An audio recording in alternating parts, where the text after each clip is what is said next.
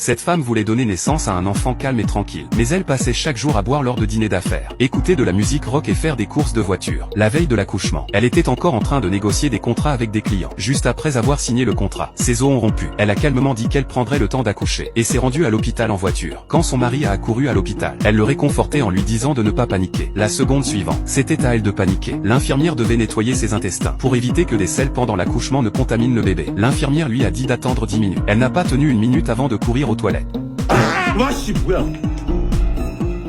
괜찮아? Les bruits forts ont terrifié son mari. Elle a demandé à l'infirmière si ne pas attendre assez longtemps causerait des problèmes. L'infirmière a dit qu'elle allait probablement déféquer. Yinjin a demandé une autre injection. 들어가세요. 제모하실 거예요? Quand la vraie douleur de l'accouchement a commencé, elle a enfin compris ce que signifiait souffrir.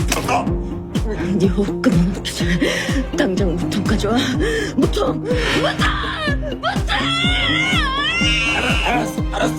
Elle voulait une péridurale, mais le médecin a refusé. Finalement, elle a été conduite directement en salle d'accouchement. Avoir un bébé à 40 ans était effectivement dangereux. Elle avait l'impression qu'elle allait mourir là, épuisée. Elle s'est évanouie. Dans son rêve, elle a rencontré le Grim Reaper. Elle réfléchissait à sa vie de travail acharné. Elle avait fait tous les types de travail dur et sale, devenant enfin la plus jeune cadre dirigeante de l'entreprise. Elle ne voulait pas mourir ainsi. Elle a attrapé la pagaie pour essayer de ramer en arrière. Même le Grim Reaper ne pouvait pas l'arrêter. Cette lutte l'a en fait réveillée. Avec un dernier effort, le bébé est né sain et sauf. Ça aurait dû être le moment le plus heureux. Mais en voyant le bébé tout ridé, elle était déçue. C'était tellement différent de ce qu'elle avait imaginé. Quand elle se réveilla à nouveau, tout le monde était autour du bébé. Personne ne se souciait qu'elle ait soif et veuille de l'eau. Seule sa mère se préoccupait du danger qu'elle avait traversé. Sa mère a humidifié un mouchoir avec de l'eau chaude et a doucement essuyé ses lèvres gercées. En voyant l'attention de sa mère, elle a versé des larmes pour aider à la production de lait. Sa mère lui a fait boire de la soupe d'algues à chaque repas. Elle devait finir même les résidus. Son mari a apporté 2 cafés glacés. Yinjin lui a fait signe de les emporter. Sa mère a dit qu'on ne pouvait pas boire de choses froides après l'accouchement. Elle a immédiatement jeté les cafés. Ne pas avoir de café était encore supportable. La pire douleur était que son bas-ventre lui faisait mal chaque fois qu'elle s'asseyait.